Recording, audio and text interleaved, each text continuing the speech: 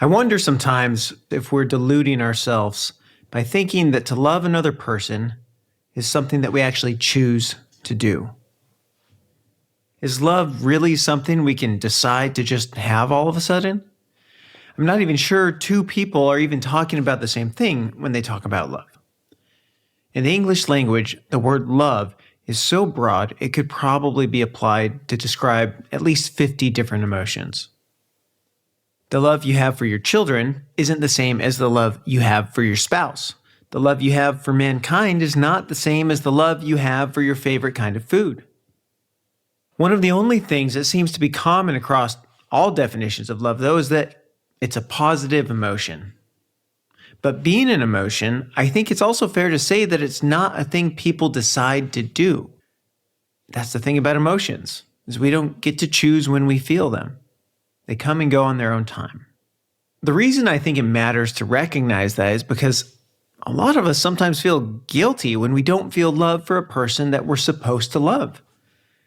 We're told we need to love our children, we're told we need to love our spouse, and we're told we need to love our parents. There are a lot of people we are expected to love. If you're religious, you're most likely told that you need to love all of mankind even. That's a tall order. People are not always very pleasant, and I'd say that most of the time, I personally don't, quote, love people. But some of the times I really do. If you happen to have a spouse, for example, that's yelling at you and telling you how terrible you are, I don't know if it's fair to say that you're still going to be feeling love in that moment. Maybe to some extent, we will always love a person, like a child, for example. They may be little terrors, but most parents are always going to want the best for them, even if they grow up to be terrible people. Then again, I'm not sure it's even fair to call that love. Maybe more accurately, it's a persistent hope and commitment to their well-being. All the better, though, if you can continue to feel love for people that treat you poorly. But that just isn't always the case for everyone.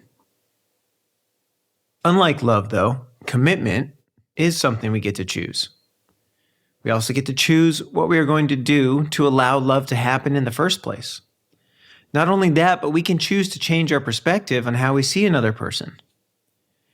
Chasing the emotion of love without a willingness to commit to actions that allow it to exist will just keep you trapped in a hamster wheel.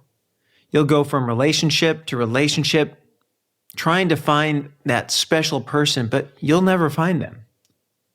When some people commit to love, it seems like what they are trying to say is that they will never get angry and never disappoint. But that isn't really fair to anyone.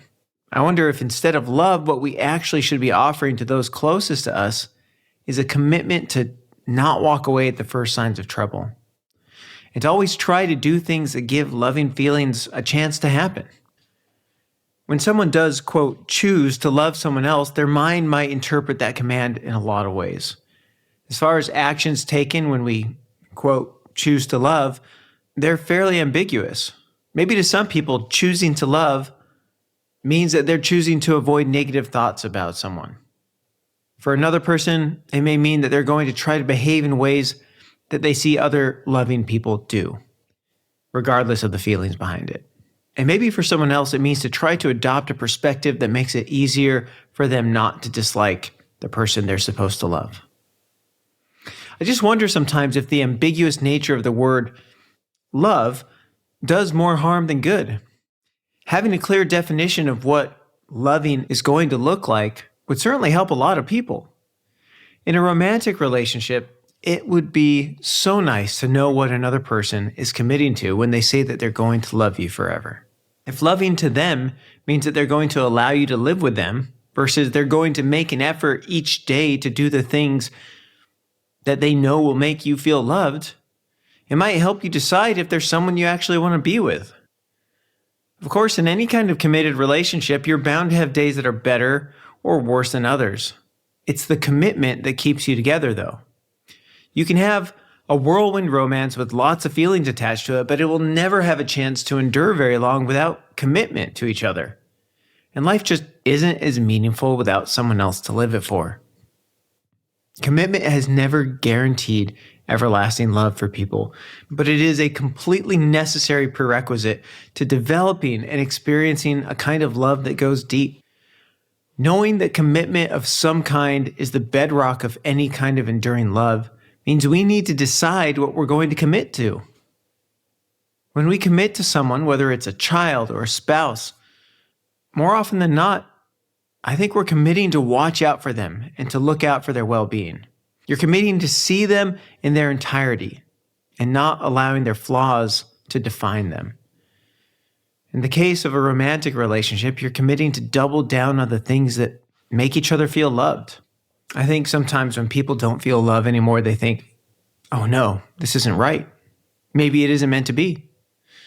By all means, maybe it isn't right to stay with a person, but whether or not you feel love probably is the wrong metric to base that decision on, because love comes and goes on its own time.